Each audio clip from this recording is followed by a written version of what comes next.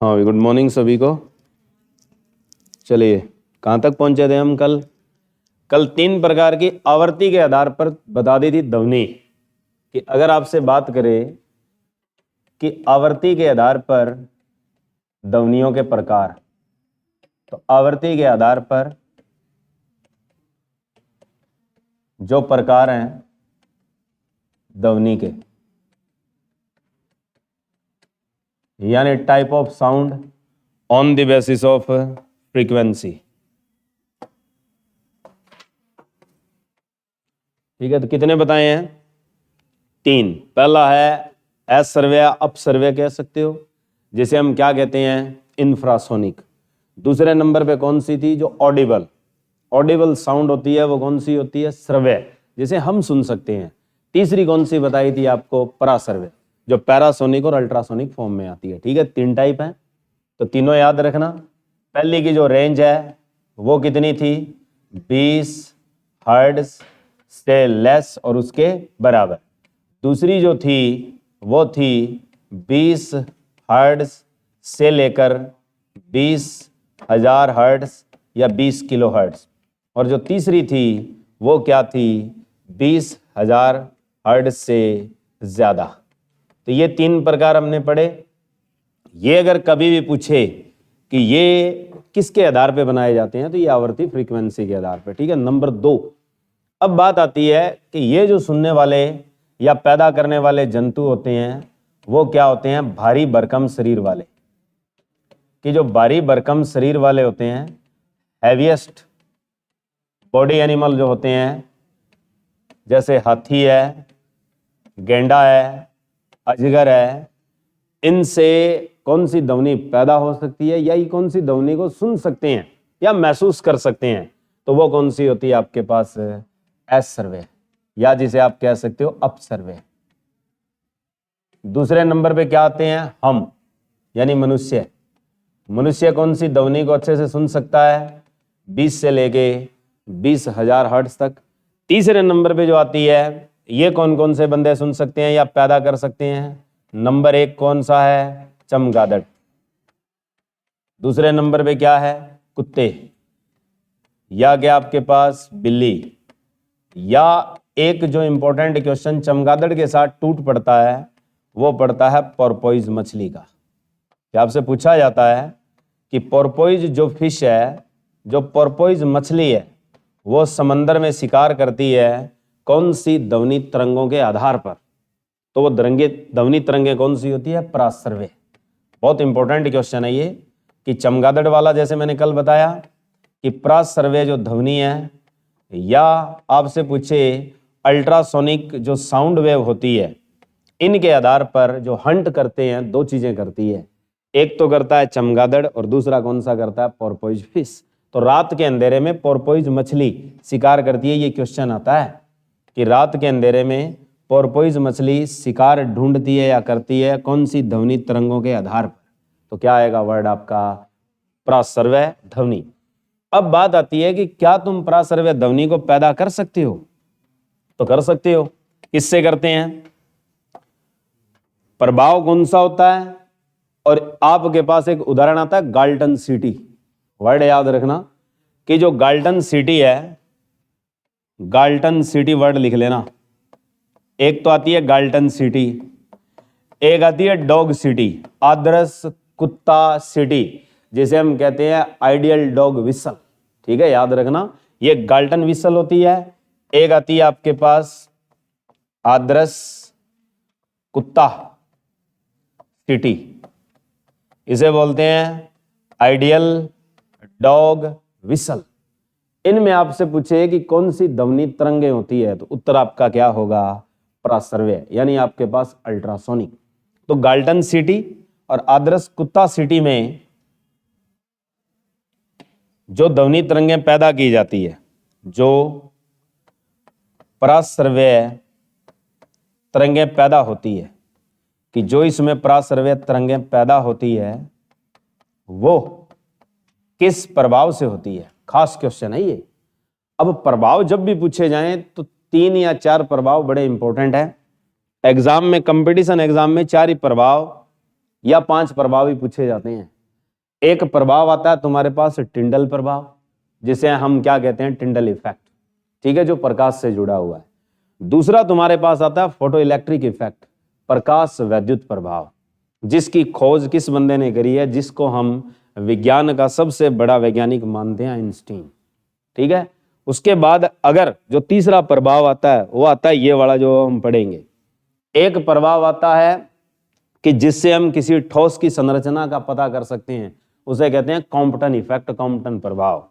और एक आता है जैसे रंग बिरंगे क्या है, स्पेक्ट्रम बनते हैं और उनकी लाइनें पैदा होती है किससे गुजारकर, विद्युत और चुंबकीय क्षेत्र से गुजारकर, उसे बोलते हैं हम स्टार्क और जीमन इफेक्ट, ठीक है। ये पूरी किताब में, पूरी साइंस में तुमसे 5 इफेक्ट पूछे जाते हैं, किसी भी कंपटीशन एग्जाम को हेल्ड कर लो चाहे, ठीक है। तो उसी तरीके से ध्वनि के लिए जो आता है, ये क्वेश्चन बड़ा इंपॉर्टेंट है। ध्वनि के लिए एक ही प्रभाव है हमारे पास, और वो प्रभाव कौन सा है हमारे पास, पाइजो इलेक्ट्रिक इफेक्ट, यानी उसे कहते हैं दाब वैद्युत प्रभाव। याद कर लेना, ये खास क्वेश्चन है।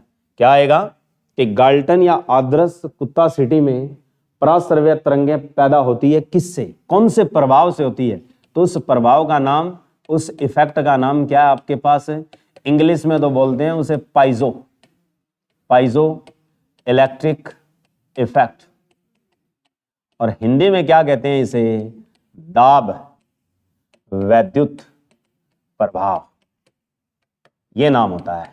बहुत तगड़ा क्वेश्चन है ये, अच्छे लेवल में क्वेश्चन पूछा जाता है। याद नहीं रहता हमें कि इसका जवाब क्या होगा, तो इसलिए मैंने कहा प्रभाव हमारे 5 ही हैं जो हमने पढ़ने हैं। तो अगर ध्वनि के अंदर प्रभाव आता है तो बस यही आता है, प्रकाश में आता है तो टिंडल आता है, ठीक है। ये 2 क्वेश्चन बड़े खास हैं। और अगर प्रकाश और विद्युत दोनों जोड़ के पूछता है तो फिर फोटो इलेक्ट्रिक इफेक्ट है, जिसकी खोज आइंस्टीन ने करी है, ठीक है। तो इसलिए याद रखना कि जो पराश्रव्य ध्वनि गाल्टन सिटी में पैदा होती है वो कौन से प्रभाव से होती है, तो कौन से होती है, पाइजो इलेक्ट्रिक इफेक्ट, हिंदी में नाम क्या होता है, दाब वैद्युत प्रभाव, ठीक है। अब उसके बाद हमारे पास जो टैग लगते हैं वो लगते हैं हमारे पास ध्वनि के गुण। हम पढ़ते हैं ध्वनि की गुणवत्ताएं या ध्वनि की विशेषताएं, प्रॉपर्टीज ऑफ साउंड। तो आप लोगों ने पढ़ा भी है पहले 9वीं क्लास में कि ध्वनि की जो विशेषताएं हैं वो क्या क्या है, यानी प्रॉपर्टीज ऑफ साउंड। नंबर 1 आपने कभी पढ़ा है प्रबलता, जिसे हम कहते हैं लाउडनेस। प्रबलता पूछी जाती है, लाउडनेस पूछी जाती है, और लाउडनेस का मापन किस में होता है, डीबी में होता है, डेसिबल में होता है। ये क्वेश्चन बड़ा खास है। नंबर 2 चीज आती है आपकी तारतव। तारतव को हम क्या कहते हैं, पिच। तारतव जो होती है इसको हम क्या कहते हैं, पिच, ठीक है। उसके बाद नंबर 3 क्या आती है, गुणता। गुणता को हम क्या कहते हैं, क्वालिटी और टिम्बर, कि जो आपके पास क्वालिटी है और इसे क्या कह सकते हो तुम, टिम्बर, ठीक है। उसके बाद नंबर 4 जो आती है उसे हम क्या कहते हैं, तीव्रता। तीव्रता को हम लोग इंग्लिश में क्या बोल सकते हैं, इंटेंसिटी। तो आपके पास ये 4 प्रकार के ध्वनि के क्या है, खास गुण हैं। गुण के अलावा जो इसकी क्रियाएं या जो प्रक्रियाएं आती है वो 2 खास होती है। एक होती है इको और एक होती है अनुरणन। इको को कहते हैं जैसे हम प्रतिध्वनि, अनुरणन होती है रिवर्बरेशन, ठीक है। ये आगे बताएंगे हम। ये इसकी खास 2 क्रियाएं हैं जो डेली लाइफ में देखने को मिलती है, सुनने को मिलती है। तो प्रबलता क्या चीज होती है, सबसे पहला पॉइंट यही है, what is the loudness. Loudness क्या होती है भाई, लाउडनेस ध्वनि का वह गुण जो सुनने के संवेदन के प्रति काम करता है, कि जो हमारी सेंसिबल ऑफ साउंड बियरिंग होती है, कि हम सुनने को कैसे सहन करते हैं, उसे कैसे संवेदन करते हैं खुद के अंदर, तो वो चीज किससे साथ जुड़ी होती है, प्रबलता। कैसे कि किसी की ध्वनि मोटी और क्या है, कम, यानी एक ध्वनि ज्यादा सुनाई दे और एक ध्वनि क्या सुनाई दे तुम्हें, धीमी। मतलब क्या, एक तो ऐसी ध्वनि है जो तुम्हें अच्छी लगती है, एक वो ध्वनि है जो तुम्हें अच्छी नहीं लगती। जैसे क्या, शेर की दाढ़, ठीक है, गर्जना, गर्जना वाली चीजें आती है तो उनकी संवेदना हमारे कानों में क्या पड़ती है, ज्यादा, ठीक है। और अब मच्छर बेचारा क्या करता है, पू पू पू पू करता आता है, ठीक है, तो उसकी संवेदना हमारे कानों तक क्या है, बड़ी कम। तो यानी ये खेल किससे जुड़े होते हैं, प्रबलता। तो एक दहाड़ वाली चीज, गर्जन वाली चीज होती है, उसकी प्रबलता हमेशा क्या होती है, ज्यादा। और जो आवाज कम है या धीमी वाली है, उसकी प्रबलता क्या होती है, कम। तो बस यही ध्यान देना है, प्रबलता क्या चीज है कि जिस ध्वनि के प्रति, जिस ध्वनि के प्रति, जिस ध्वनि के प्रति हमारे कान संवेदनशील ज्यादा हो, कि जिस ध्वनि के प्रति हमारे कान जो हैं वो संवेदनशील ज्यादा हो, तो प्रबलता ज्यादा होती है, उसकी प्रबलता क्या होती है, ज्यादा। और ध्वनि क्या कहलाती है, तो वो जो ध्वनि होती है, ध्वनि आपके पास कैसी होती है, फ्लैट होती है, यानी जिसे आप लोग क्या कह सकते हो, सपाट, ठीक है। ग्रेव, मोटी ध्वनि होती है, कहते हैं ना मोटी आवाज है। शेर की दाढ़ क्या होती है, मोटी, और मच्छर की पूं पूं क्या होती है, हल्की।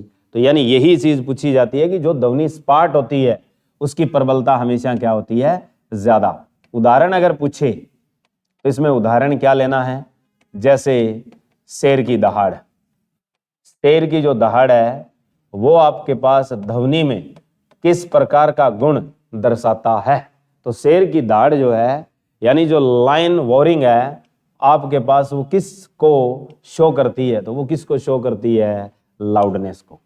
इस प्रकार जिसके प्रति, जिस ध्वनि के प्रति, जिस ध्वनि के प्रति कान कम संवेदनशील हो, कान जो है वो कम संवेदनशील हो, तो हमारे पास ध्वनि कैसी होती है, तो ध्वनि की प्रबलता क्या होती है, कम। कि जिसके प्रति कान कम संवेदनशील है तो ध्वनि की प्रबलता क्या होती है, कम, तो वो ध्वनि धीमी होती है। उस ध्वनि धीमी को हम कौन सी ध्वनि बोलते हैं, मृदु ध्वनि बोलते हैं। मृदु ध्वनि का मतलब होता है स्लो साउंड, ठीक है। और स्लो साउंड में उदाहरण जो आता है, एग्जाम्पल जो आता है, वो किसका आता है, मच्छर की भिन भिनाहट। कि मच्छर की जो भिन भिनाहट होती है वो आपके पास ध्वनि में कैसी प्रबलता को दर्शाती है, ये पूछा जाता है। तो कैसी प्रबलता होती है, कम। तो क्वेश्चन आता है कि which animal have more dB as per roaring, तो किसकी आती है, लाइन की। और अगर पूछे भिन भिनाहट में किसकी कम होती है, तो मच्छर की। तो डीबी, अब पूछा जाए इसको मापा किस में जाता है, मापन। एक होता है मापन, एक होता है दर्शाव, दोनों में फर्क है भी। दर्शाने का मतलब है एनालिसिस करना, किसके प्रति, लोगों के प्रति, बाय सराउंडिंग, यानी वातावरण को लोगों से जोड़ना, ये तो होता है दर्शाना।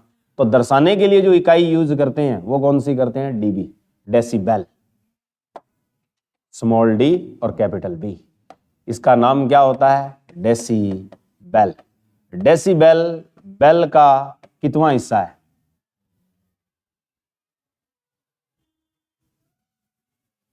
डेसिबल बेल का कितवां हिस्सा है,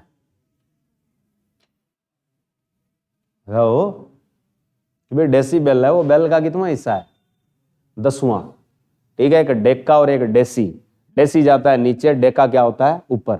डेका 10 गुना होता है, डेसी 10वां भाग होता है, ठीक है। ऐसे याद रखो ये चीजें। तो ये आपके पास बेल का 10वां हिस्सा होता है, बेल का 10वां भाग क्या कहलाता है, तो उसी को ही हम क्या कहते हैं, डेसिबल। अब मापन इकाई क्या होती है, ये भी लिख लो।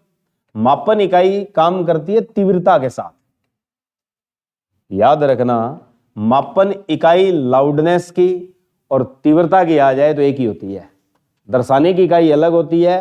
एसआई मात्रक में मापन पूछ ले तो आपने याद क्या रखना है, वाट प्रति वर्ग मीटर, पक्का कर दो। ठीक है, ये बड़ा अजीब क्वेश्चन है कि अगर कभी भी आए कि ध्वनि की प्रबलता को एसआई मात्रक में मापा जाता है किस में, तो उत्तर याद रखना वाट प्रति वर्ग मीटर।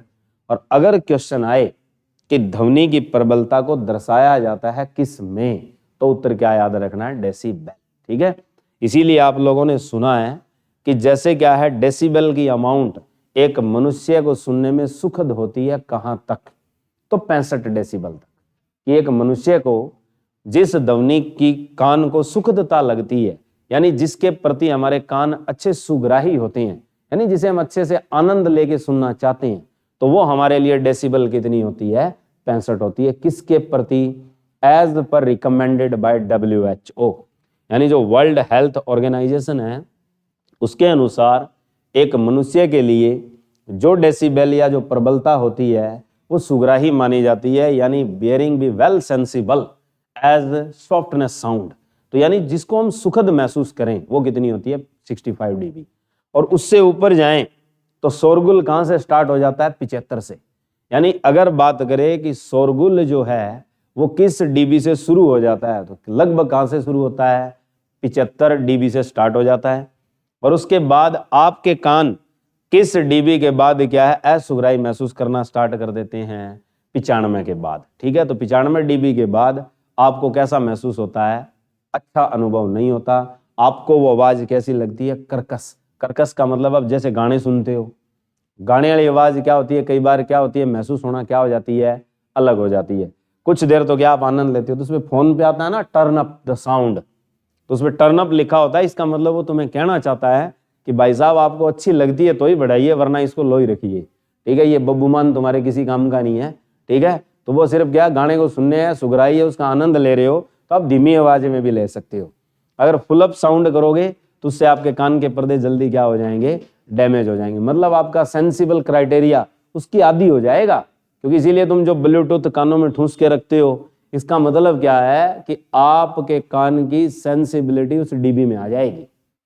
अगर कोई बोलेगा उतनी लाउडनेस ये जिससे आपको सुनाई देगा, फिर कहते हैं ना मतलब बड़ो ही गयो। ठीक है, तो ये इसीलिए है, तो इससे थोड़ा बच के भी रहना चाहिए हमें। आगे नंबर 2 चीज जो आती है वो आती है तारतव, यानी जिसे हम क्या कहते हैं, pitch, pitch of the sound. कि जो पिच होती है ये किस पर निर्भर करती है, यही क्वेश्चन एग्जाम में टिकता है। पिच के लिए जब भी क्वेश्चन आए तो आपने वर्ड याद रखना है, फ्रीक्वेंसी। ठीक है, कि तारतव जो ध्वनि का है वो किस पर निर्भर करता है। तारतव जो है ये आपका किस पर निर्भर करता है, कि तारतव जो पिच है वो आपकी ध्वनि की किस पर निर्भर करती है। आपने एक ही वर्ड याद रखना है, स्पेशली फ्रीक्वेंसी, आवृत्ति। जिसकी आवृत्ति ध्वनि की ज्यादा है वो ध्वनि क्या होती है, तीक्ष्ण। और जिस ध्वनि की आवृत्ति क्या है, कम, वो ध्वनि क्या होती है, स्पाट। वही मच्छर वाली बात आ गई। मच्छर की जो बोलने की आवृत्ति है वो ज्यादा है, और जो शेर की दाढ़ है उसकी आवृत्ति क्या है, कम। तो इसलिए एक मियाँ और बीबी में जब झगड़ा होता है तो मियाँ की तरफ से गाली आती है 1 और बीबी की तरफ से कितनी आती है, 50। ठीक है, तो मतलब ये जो प्रॉपर्टी है उतने सेकंड वाला क्राइटेरिया किस पे निर्भर करता है, तारतव। तो इसीलिए कहा जाता है कि स्त्रियों का तारतव मनुष्य यानी पुरुष की अपेक्षा क्या होता है, ज्यादा। ठीक है, तो ये इसीलिए है। ठीक है, इसीलिए मालक ने बनाया है ये। ठीक है, तो एक पुरुष का तारतव, कि पुरुष का जो तारतव है आवाज का, ध्वनि का, वो क्या होता है, कम। किससे, स्त्रियों से। कि स्त्रियों से हमेशा पुरुष का तारतव क्या होता है, कम। इसका मतलब यह है कि जो पुरुष की आवाज है वो कैसी होती है, स्पाट। आवाज जो है वो कैसी होती है, स्पाट, फ्लैट और मोटी। सपाट भी होती है और क्या होती है, मोटी, मीन्स फ्लैट एंड ग्रेव। ठीक है, जो पुरुष की आवाज है वो ग्रेव टाइप होती है और फ्लैट होती है, और स्त्रियों की जो आवाज होती है वो कैसी होती है? तीक्ष्ण। तीक्ष्ण होती है, मीन्स शार्प होती है। ठीक है, तो जो स्त्रियों की आवाज है, इसके अलावा बच्चे की भी आवाज क्या होती है? शार्प, तीक्ष्ण होती है। ऐसा क्यों? क्योंकि उनकी ध्वनि की जो आवृत्ति है वो हमेशा क्या होती है? ज्यादा। और जहां आवृत्ति ज्यादा होगी तारतव भी क्या होगा? ज्यादा। जितना ज्यादा तारतव होगा आवाज उतनी क्या निकलेगी? तीखी। ठीक है, तो ये दोनों ही पॉइंट अच्छे से याद रखने हैं। तारतव क्या है? मोस्ट इंपॉर्टेंट है। इसके दो ही क्वेश्चन उठते हैं। पहला क्वेश्चन उठता है कि तारतव किस पर निर्भर करता है? पिच बेसिकली डिपेंड्स अपॉन, तो किस पर डिपेंड करती है? फ्रीक्वेंसी, आवृत्ति पे करती है। आवृत्ति किसकी ज्यादा होती है? स्त्रियों की और बच्चों की। पुरुष की आवृत्ति क्या होती है? हमेशा कम। ऐसा ही सेम केस लेना है मच्छर और कौन सा? शेर वाला। शेर की आवृत्ति क्या होती है? कम। मच्छर की आवृत्ति क्या होती है? ज्यादा। तो मच्छर का तारतव क्या होता है? ज्यादा। शेर का तारतव क्या होता है? कम। सेम प्रॉपर्टी है। ठीक है, आगे इसके बाद आता है नंबर 3, गुणता। गुणता मोस्ट इंपॉर्टेंट है। टिम्बर वाला क्वेश्चन भूलना नहीं है, क्योंकि जब तुम किसी भी ऑर्केस्ट्रा के गाने को सुनते हो तो इसी चीज की खास प्रॉपर्टी हमें ध्यान पड़ती है, टिम्बर, और इसे क्या कहते हैं? क्वालिटी। इसका मतलब क्या है? टिम्बर और जो क्वालिटी होती है, तो दो समान आवृत्ति वाली ध्वनियों के बीच अगर अंतर स्पष्ट करना है तो कौन सा गुण करता है? गुणता, टिम्बर या क्वालिटी करती है। कि दो समान आवृत्ति की ध्वनियों के बीच अंतर स्पष्ट करता है कौन? कि दो समान आवृत्ति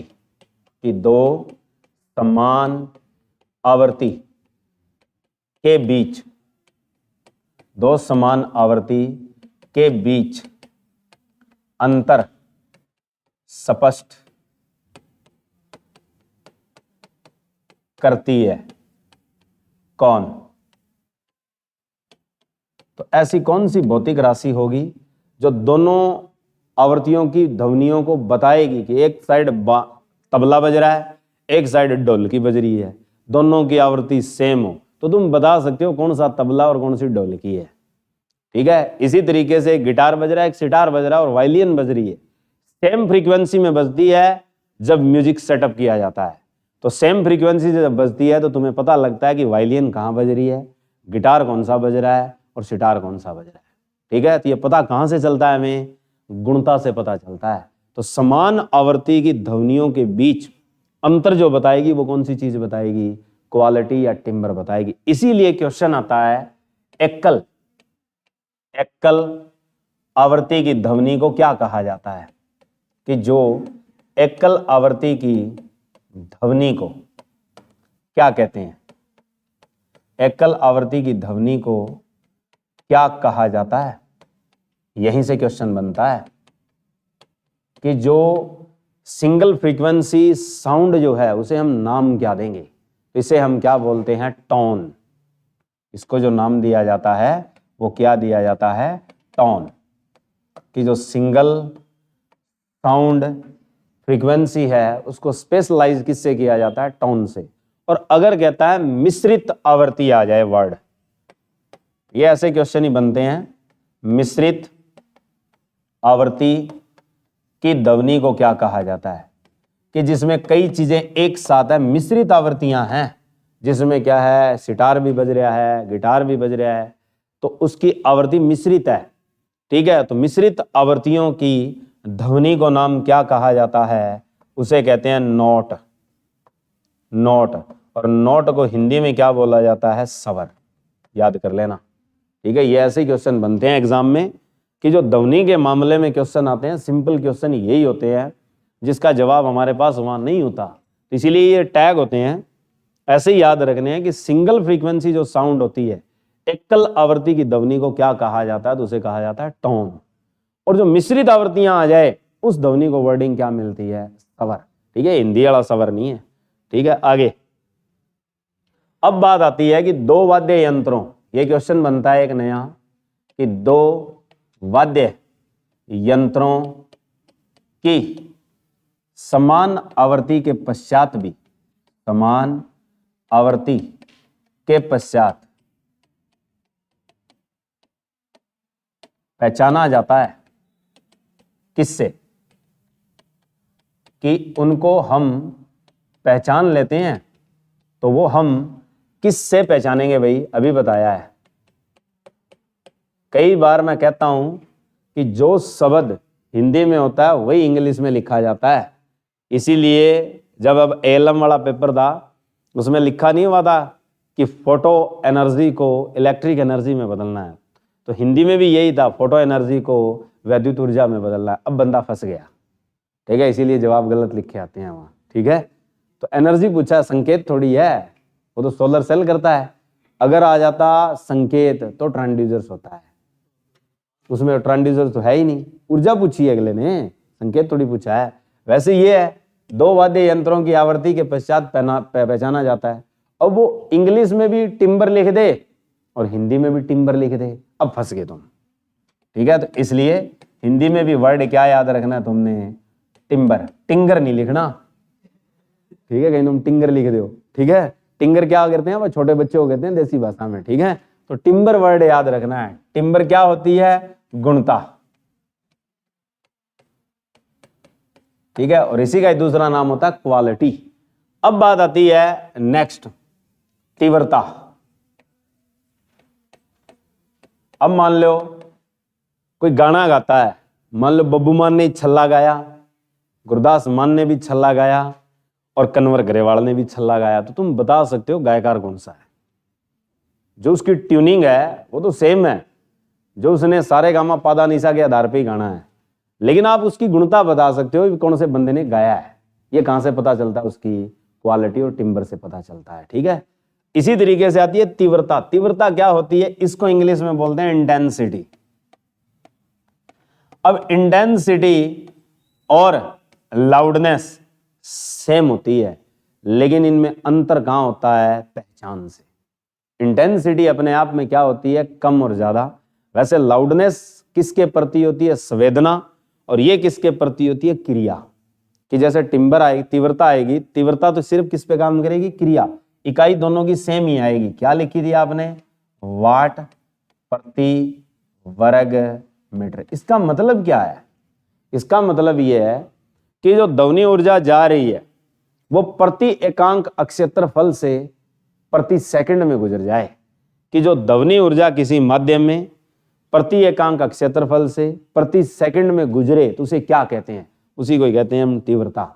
डेफिनेशन आती है कई बार, कैसे आती है कि sound energy passing through a medium per unit area per second, it is called B.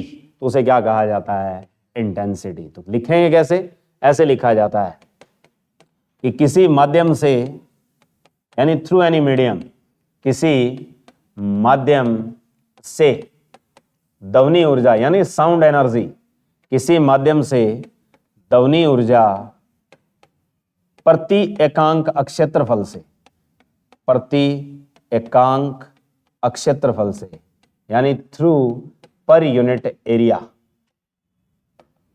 प्रति एकांक क्षेत्रफल से प्रति सेकंड यानी पर सेकंड, प्रति सेकंड में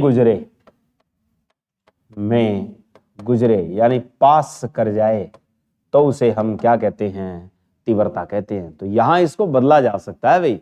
अब जो तुमने इकाई लिख रखी है वाट प्रति वर्ग मीटर, इसकी दूसरी इकाई क्या बन सकती है बताओ, क्या पता वाट प्रति वर्ग मीटर हो ही ना। इसमें जो क्वेश्चन आता है वो ये आता है कि एक ध्वनि 0.6 माइक्रोवाट प्रति वर्ग मीटर से जा रही है, तो बताइए ये ध्वनि का कौन सा गुण दर्शाती है। तो अब वाट प्रति वर्ग मीटर शब्द है, तो ये कौन सी चीज दर्शाती है, तीव्रता दर्शाती है, ये याद रखना है। इसका दूसरा रूप क्या लिख सकते हो, वाट क्या होता है, जूल प्रति सेकंड, और साथ में क्या है, प्रति वर्ग मीटर। इसको ऐसे लिख लो, ठीक है। तो यानी आप इसकी दूसरी इकाई क्या लिख सकते हो, हिंदी में लिखोगे तो जूल प्रति सेकंड, और क्या होगा, प्रति वर्ग मीटर, ऐसे लिखोगे, ठीक है। तो ये खास है, मोस्ट इंपोर्टेंट है। कई बार फंसा लिया जाता है कि बताइए गुणता तीव्रता की इकाई क्या है? तो ये भी आ सकती है जूल प्रति सेकंड प्रति वर्ग मीटर। इसको पूरा लिखें तो यूं लिख सकते हैं जूल प्रति सेकंड, साथ में लिखा मिलेगा प्रति वर्ग मीटर, पूरा निचोड़िए। इंग्लिश में लिखेगा तो जूल पर सेकंड पर स्क्वायर मीटर, ऐसे वर्ड आते हैं। तो ये चीज आपको अच्छे से याद रखनी है। ध्वनि के मामले में 4 बातें तुम्हें पता होनी चाहिए। वैसे तो ध्वनि आवर्ती के आधार पे बांटी, वो सबको पता है, ठीक है, उसमें भी फंस जाते हैं हम कई बार। कहानी अड़ जाती है चमगादड़ और पोर्पोइज फिश पे, और पूछा जाता है गाल्टन सिटी, और एक पूछी जाती है डॉग विसल। ये 2 क्वेश्चन बड़े खास हैं। उसके बाद जो चीज आती है वो आती है आपके पास तीव्रता का, या आती है लाउडनेस यानी प्रबलता का। प्रबलता किस में मापी जाती है? WHO के अनुसार, तो वो होती है किसमें? डेसीबेल में।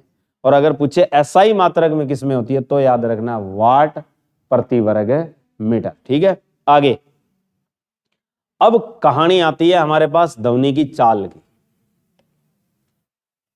कि जो ध्वनि की चाल है उससे संबंधित बातें आती है। तो तुम्हें बताया था कि ध्वनि की चाल का उल्लेख माध्यम के अंदर करने वाला पहला बंदा कौन था? Isaac Newton. ठीक है, अब सिंपली क्वेश्चन आता है कि गैस है, गैस में 22 डिग्री सेल्सियस पर ध्वनि की चाल, एक पूछी जाती है 25 डिग्री सेल्सियस पे, और एक पूछी जाती है तुम्हारे पास कहाँ? 32 डिग्री यानी कमरे के ताप पे। तो याद कर लेना 22 डिग्री वाला क्वेश्चन आया हुआ है कि 22 डिग्री पर ध्वनि की चाल क्या होती है? 22 डिग्री सेल्सियस पर ध्वनि की चाल क्या होगी? 22 डिग्री सेल्सियस पर जो ध्वनि की चाल होती है वो लगभग कितनी होती है? 325 मीटर प्रति सेकंड। दूसरा आता है 25 डिग्री सेल्सियस पर। 25 डिग्री सेल्सियस पर ध्वनि की चाल कितनी होती है? 341 मीटर पर सेकंड। अब तुमने पढ़ी है वो इनके बीच की है। तुम प्योरली जो पढ़ते हो ध्वनि की चाल वायु में, याद रखना वायु में जो ध्वनि की चाल ली जाती है वो स्पेसिफिक कितनी ली जाती है? 332 मीटर प्रति सेकंड, यानी speed of sound through air be given 332 metre per second. ये एग्जैक्ट ढूंढी किसने थी ये पूछा जाता है। अगर तुम न्यूटन के हिसाब से चलो तो न्यूटन भाई साहब ने तो ये निकाल के दी थी। तो 332 किसने खोजी थी? लाप्लास। लिख लो कि जो 332 मीटर प्रति सेकंड का उल्लेख किया है वो किस बंदे ने किया है? तो वो किया है लाप्लास ने। लाप्लास, और लाप्लास ने किसके द्वारा किया था? इसी बंदे का एक करेक्शन था, उसको क्या कहा जाता है? लाप्लास संशोधन कहा जाता है। तो न्यूटन की कमी ध्वनि की चाल में हटाई थी, त्रुटि हटाई थी, वो किस बंदे ने हटाई थी? लाप्लास ने। तो इसको नाम क्या दिया जाता है? लाप्लास संशोधन। तो अगर कभी भी पूछे कि ध्वनि की चाल जो वायु में पढ़ते हो तुम सबको पता है ये 332 मीटर प्रति सेकंड, अगर पूछे खोजी किसने थी, बनाई किसने थी ये, तो उत्तर क्या देना है तुमने? आपके पास लाप्लास देना है। अब बात आती है कि न्यूटन के अनुसार ध्वनि की चाल का सूत्र क्या था? कि जो न्यूटन के अनुसार है वो ध्वनि की चाल किससे दी जाती है? न्यूटन के अनुसार ध्वनि की चाल, और इन्होंने जो ध्वनि की चाल निकाली है वो सिर्फ और सिर्फ किससे निकाली है? एक ही बात याद रखना, गैस। इन्होंने कोई और उल्लेख नहीं पढ़ा, क्योंकि ध्वनि चलने के लिए सबसे ज्यादा इस्तेमाल माध्यम कौन सा हो रहा है? गैस हो रही है। अब मान लो यहां से आवाज मारनी है, बोल रहे हैं, तो आप किसके थ्रू सुन रहे हो? गैस के थ्रू सुन रहे हो। तो यानी दूर किसी को बुलाना है, ठीक है, तो आवाज मार के बुलाते हैं, तो इसका मतलब माध्यम हमारे पास बीच में क्या है? गैस है, वायु है। तो इसलिए इन बंदों ने जो ये बातें बताई ये किसके थ्रू बताई थी? गैस के थ्रू बताई थी, गैसीय माध्यम के थ्रू बताई थी। और इसका सूत्र क्या है? V बराबर वर्गमूल B और बटे में क्या है? D। अब तुम्हें ये पता हो कि B का मतलब क्या है और D का मतलब क्या है, कह दो जी बावड़ा है, ठीक है, और 2 कान के नीचे दे दो, क्योंकि नीचे D है तो बोले 2 कान के नीचे दे दो। इसका मतलब ये नहीं है। B का मतलब क्या होता है? Bulk modulus of elasticity. Bulk का मतलब होता है आयतनिक प्रत्यास्था गुणांक। ठीक है, डी क्या है यहाँ पे, डेंसिटी। डेंसिटी किसकी, गैस की, लिख लेना। V is the velocity, B word क्या है, bulk modulus of elasticity, bulk modulus of elasticity. Elasticity को हिंदी में कहा जाता है प्रत्यास्था, यानी जिसकी प्रत्यास्था ज्यादा होगी उसमें ध्वनि की चाल क्या होगी, ज्यादा होगी। ठीक है, जैसे आप लेते हो ठोस, तो ठोस में ध्वनि की चाल क्या होती है, ज्यादा। क्यों, क्योंकि प्रत्यास्था बहुत ज्यादा है। गैस और द्रव की प्रत्यास्था क्या होती जाती है, कम। गैस के पास न के बराबर है, द्रव के पास भी न के बराबर है, इसलिए उनमें चाल क्या हो जाती है, कम। तो इसीलिए ठोस, जैसे आप लेते हो लोहा, लोहे में अगर चाल बोलो तो कितनी हो सकती है, लगभग 5500 मीटर प्रति सेकंड के हिसाब से चलती है साउंड। किसमें, लोहे में। एल्यूमिनियम की बात करें तो लगभग 6420 मीटर प्रति सेकंड, और हवा में कितनी चल रही है, 332। इसका मतलब सामने है कि जिसकी प्रत्यास्था ज्यादा होगी उसमें ध्वनि की चाल हमेशा क्या होगी, ज्यादा। जिसमें प्रत्यास्था कम होगी ध्वनि की चाल क्या होगी, कम। तो यही खेल है, इसलिए याद रखना बी क्या चीज होती है। इसको हिंदी में लिखें तो क्या लिखेंगे, याद कर लो, आयतनिक प्रत्यास्था गुणांक। आयतनिक प्रत्यास्था गुणांक होता है। तो आयतनिक प्रत्यास्था गुणांक क्या लिया गया है, बी। और डी आपके पास क्या है, डेंसिटी। डेंसिटी को हिंदी में क्या कहते हैं हम लोग, घनत्व। और घनत्व क्या चीज होती है भाई, बोलो घना सारा गाद दिया, वो घनत्व है। ठीक है, रोटी खाने लग गए, घी डाल दिया, बोलो घना सारा दे दिया। ठीक है, रोटी घनी सारी दे दी, बोलो घनत्व है। घनत्व क्या चीज होती है तो ठीक वो बात कि घना सारा डंगा पकड़ा दिया, ठीक है, तो है तो घनत्व ही। कैसे कि भाई थोड़ी सी जगह है और चीज क्या दे दी तुम्हें, ज्यादा। तो इसका मतलब क्या है कि कोई चीज है वो द्रव्यमान है, और द्रव्यमान किस में बैठी है, आयतन। ठीक है, तो यानी द्रव्यमान बटे आयतन होता है घनत्व। लिख लो कि जो मास बाय वॉल्यूम होता है द्रव्यमान, और बटे में क्या लिखा जाए, आयतन। ये चीज क्या होती है आपकी, डेंसिटी। तो डेंसिटी की इकाई क्या बनेगी, अगर कोई तुमसे पूछे कि घनत्व की इकाई क्या होती है तो बना दो यहां से, क्या बनेगी, द्रव्यमान की होती है किलोग्राम, और वॉल्यूम की क्या होती है, एक मिनट तू बता, वॉल्यूम की इकाई क्या होती है, आयतन की इकाई क्या होती है। मान लो घर पे टंकी रख रखी है पानी वाली, उसमें पानी किस हिसाब से मापा जाता है, कोई और ना बोलो ना, इसको बोलने दो, पहले इसको तो पता हो। ये सुबह पहले बिना नहाए मुंह धो के आ जाती है, थोड़ा बहुत ही आ गए आते हो, कहीं मेरी तरह सीधे आ गए हो, ठंड का मौसम है। तो यानी उसमें किस में मापा जाता है पानी, लीटर में। तो लीटर यूनिट नहीं है, आयतन की असलियत में यूनिट क्या होती है, मीटर क्यूब। लीटर तो हम मेजरमेंट के लिए यूज करते हैं, लेन देन के लिए। जो वास्तव में स्टैंडर्ड में आयतन की इकाई होती है वो क्या होती है, मीटर क्यूब। तो इसलिए इस डेंसिटी की इकाई क्या बनेगी, किलोग्राम प्रति घन मीटर। ठीक है, अच्छे से याद रखो। तो दो चीजें मिल गई तुम्हें, बी और क्या मिल गई, डी। बी क्या है, आयतनिक प्रत्यास्था गुणांक। डी क्या है तुम्हारी, डेंसिटी। अब क्वेश्चन क्या आता है, किसी माध्यम या गैसीय माध्यम का घनत्व अगर कम हो तो ध्वनि की चाल क्या होगी, तो कम, और सॉरी ज्यादा। घनत्व क्या हो जाए, कम, तो ध्वनि की चाल क्या हो जाएगी, ज्यादा। उदाहरण जैसे क्या, बरसात के दिन होते हैं या ठंड के दिन है, उस दौरान क्या होता है, नमी होने के कारण गैस का जो घनत्व है वो क्या हो जाता है, कम। तो इसलिए आवाज क्या चलती है, ज्यादा।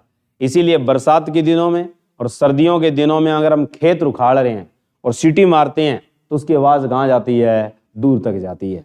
किसके मुकाबले, दिन के मुकाबले। अगर शुष्क दिन हो, गर्मियों के दिन हो, और दिन में अगर आप सीटी मारो तो उतनी दूर नहीं जाएगी जितनी कब जाती है, रात को जाती है। इसका मतलब क्या है, रात को ठंड हो चुकी है, गैस में क्या आ चुकी है, नमी आ चुकी है। नमी आने से घनत्व क्या होता है, घट जाता है। घनत्व अगर घट गया तो चाल क्या होगी, बढ़ गई। ठीक है, ये दो बातें इंपॉर्टेंट है। आगे अब बात आती है संशोधन कि जो न्यूटन ने भी एक संशोधन किया था, लिख लो, जो संशोधन न्यूटन का है, संशोधन न्यूटन का, कि पहले तो न्यूटन ने यह फार्मूला दिया, फिर न्यूटन बोला नहीं भाई साहब मैं इसमें संशोधन कर देता हूं, करेक्शन कर देता हूं थोड़ी। तो उस बंदे ने क्या किया, चाल को किस में लिख दिया, P/D में लिख दिया। अब ये P/D क्या है, P है प्रेशर ना, P भी एक गुणांक है। कौन सा गुणांक है, ये रेशियो है। किस क्वांटिटी का है, आप जैसे लिखते हो कि समतापीय आयतनिक गुणांक।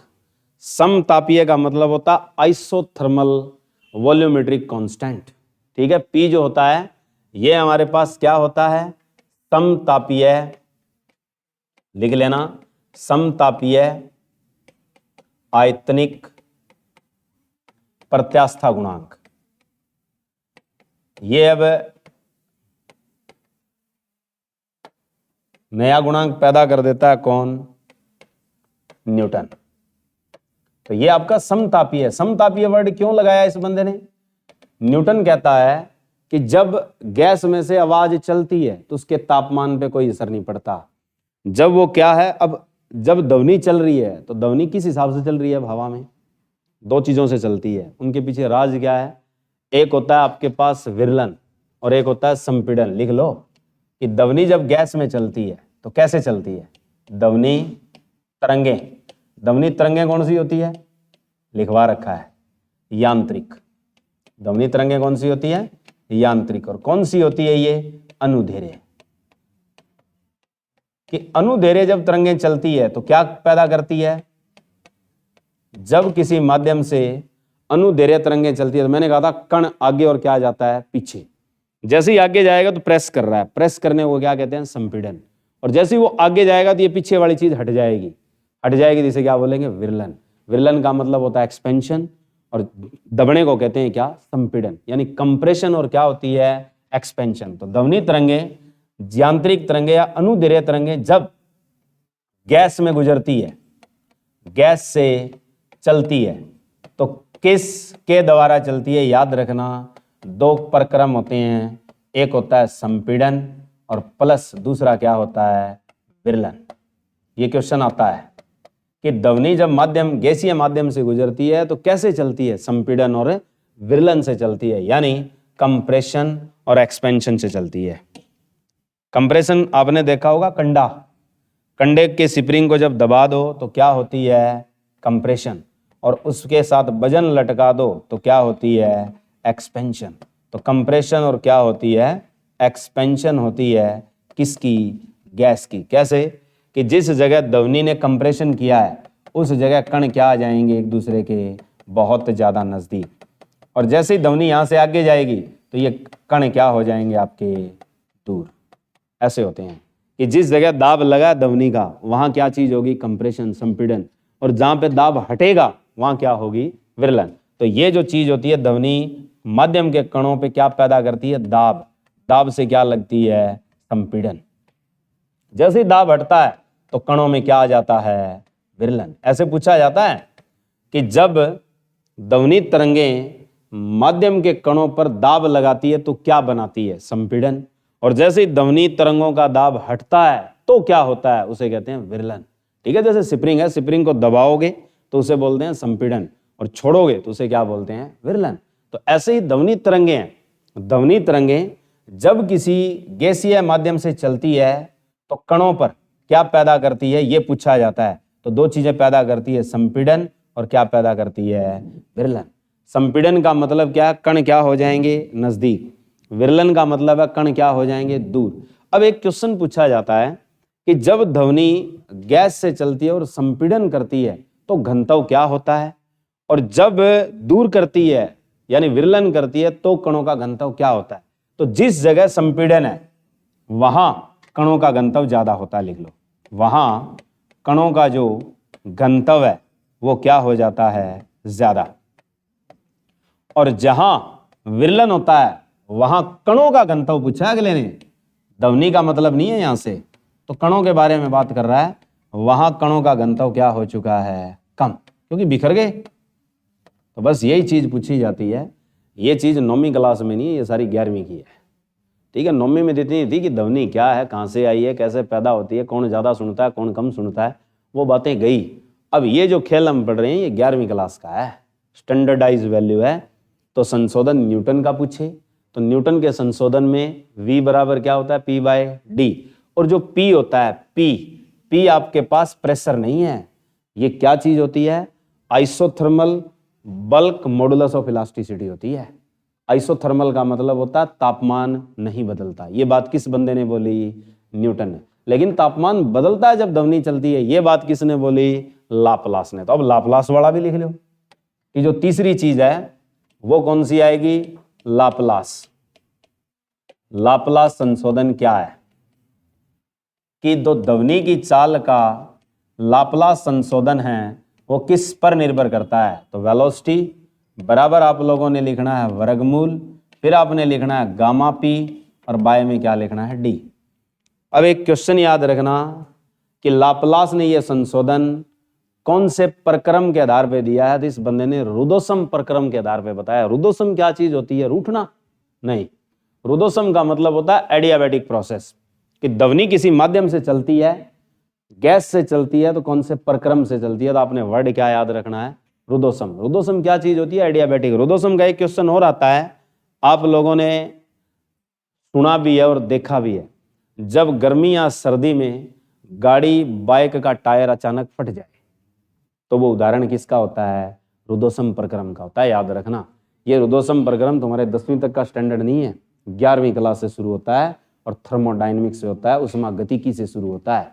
तो इसलिए याद रखना कि ये वाला जो संशोधन है वो क्या कहता है, लाप्लास, कि जो ध्वनि है, ध्वनि तरंगे माध्यम से, माध्यम कौन सा, गैसीय। याद करो कि जो ध्वनि तरंगे हैं वो गैसीय माध्यम से, बड़ा तगड़ा क्वेश्चन है कि ध्वनि तरंगे माध्यम जो लोगे आप कौन सा लोगे, गैसीय। तो जब ध्वनि तरंगे गैसीय माध्यम से गुजरती है, कौन से प्रक्रम से, कौन से प्रक्रम से, प्रक्रम का मतलब होता है प्रोसेस, बाय विच प्रोसेस, तो आपने एक ही वर्ड देना है, कौन सा, रुदोसम। रुदोसम प्रक्रम। रुदोसम प्रक्रम को इंग्लिश में क्या बोलते हैं, एडियाबैटिक प्रोसेस। एडियाबैटिक का मतलब क्या होता है, रुदोसम प्रक्रम का मतलब क्या होता है भाई, कि ऐसी क्रिया जिसमें कुछ भी चीज घटित हो, तापमान बढ़ जाए तो बाहर नहीं जाता, घट जाए तो अंदर नहीं आता। कि जैसे टायर फटता है तो वो अपने हिसाब से अंदर की गतिविधि से फटता है, ना कि बाहर की गतिविधि से। तो इसलिए रुदोसम प्रक्रम क्या होता है, ना तो लिया जाता और ना ही दिया जाता, कि जिसमें उष्मा का लेन देन जीरो होता है। लिख लो, एडियाबैटिक प्रोसेस क्या होती है, जिसमें अंदर का ताप बाहर नहीं जा सकता, कि जो अंदर का ताप है वो कहां नहीं जा सकता, बाहर नहीं जा सकता, और जो बाहर का है वो अंदर नहीं आ सकता, और जिसमें बाहर का ताप अंदर नहीं आ सकता। ठीक है, तो रुदोसम क्या होती है कि इन विच हीट एक्सचेंज भी जीरो, हीट का एक्सचेंज जो होता है वो क्या होता है, जीरो। एडियाबैटिक प्रोसेस के लिए जो आपके पास हीट का एक्सचेंज है, क्यू हीट होती है। ठीक है, जब हम थर्मोडायनेमिक्स में पढ़ते हैं ये आती है बात, सारी 11वीं से शुरू होती है, उससे पहले कोई खेल नहीं है हमारा, और ऐसे क्वेश्चन पूछती है एचएससी। तो रुदोसम तो बहुत फेमस क्वेश्चन है, और अचानक टायर फटने वाला क्वेश्चन बहुत आता है। तो इसीलिए अचानक टायर का जो फटना है कैसा प्रक्रम है, तो उत्तर क्या याद रखना है तुमने, रुदोसम प्रक्रम है, इंग्लिश में बोलते हैं एडियाबैटिक। ऐसे ही ध्वनि है कि ध्वनि अगर गैस में चलती है तो उससे दो चीजें तो पक्की होती है, संपीड़न और विरलन। जब कोई चीज दबाई जाती है तो तापमान बढ़ता है, और जैसी चीज हटाई जाती है तो तापमान घटता है। तो उसमें तापमान घटता और बढ़ता जरूर है, लेकिन जब बढ़ता है तो बाहर नहीं जाता, घटता है तो तापमान अंदर नहीं आता। ठीक है, तो इस चीज को हम कौन सा प्रक्रम कहते हैं, रुदोसम। तो यही क्वेश्चन बनता है कि ध्वनि किसी गैसीय माध्यम से जब चलती है तो कौन से प्रक्रम से चलती है, कौन सी प्रोसेस से काम करती है, तो उत्तर क्या देना आपने, रुदोसम। ये बात किस बंदे ने करेक्ट की थी, लाप्लास ने करी थी। ये बात न्यूटन के बस की नहीं थी। न्यूटन ने तो तापमान के ऊपर विचार ही कुछ अलग दे दिया, दाब का विचार अलग दे दिया, लेकिन लाप्लास आके कहता है कि भाई साहब इस पे दोनों ही चीजें काम नहीं कर रही। अगर तापमान बढ़ा है तो वो बाहर नहीं जाएगा, और अगर तापमान घटा है तो बाहर वाला तापमान अंदर नहीं आएगा। तो इसलिए प्रोसेस कौन सी मानी जाती है? रुद्धोष्म। ठीक है, अब ये गामा क्या लटका दिया इस बंदे ने? गामा क्या चीज होती है? ये होती है स्पेसिफिक हीट कांस्टेंट। किसका होता है? स्पेसिफिक का मतलब क्या होता है? विशिष्ट उष्मीय गुणांक। क्या चीज होती है? विशिष्ट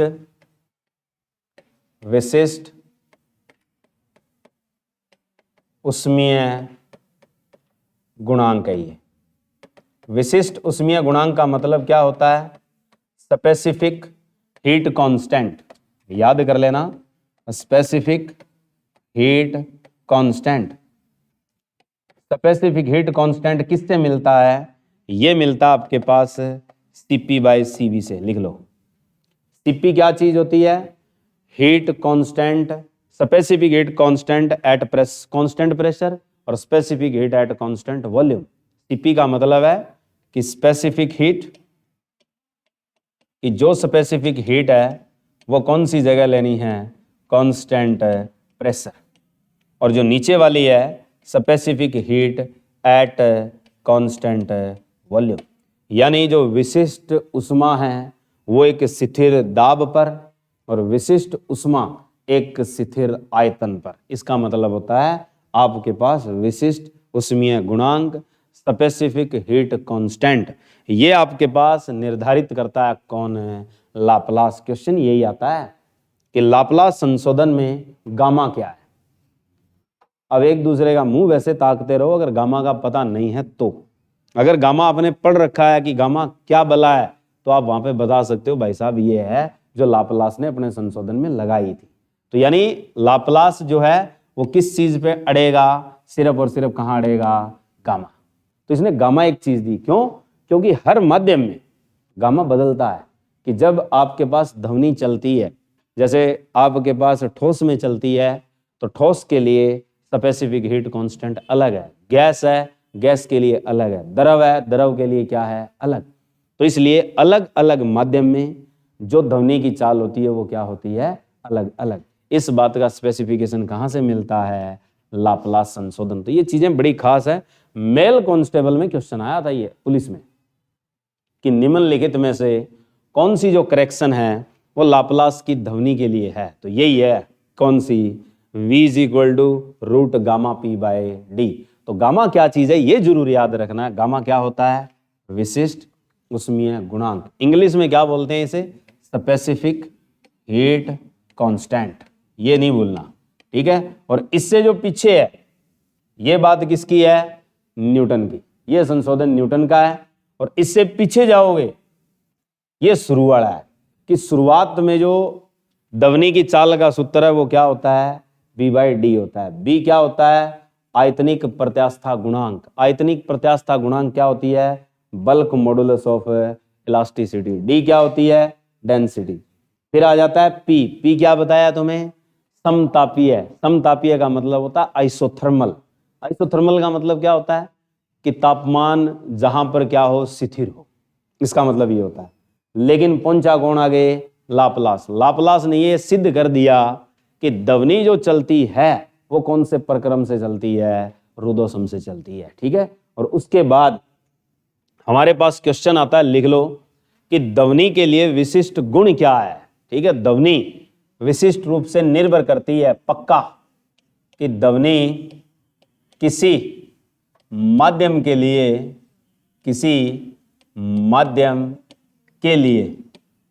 निर्भर करती है।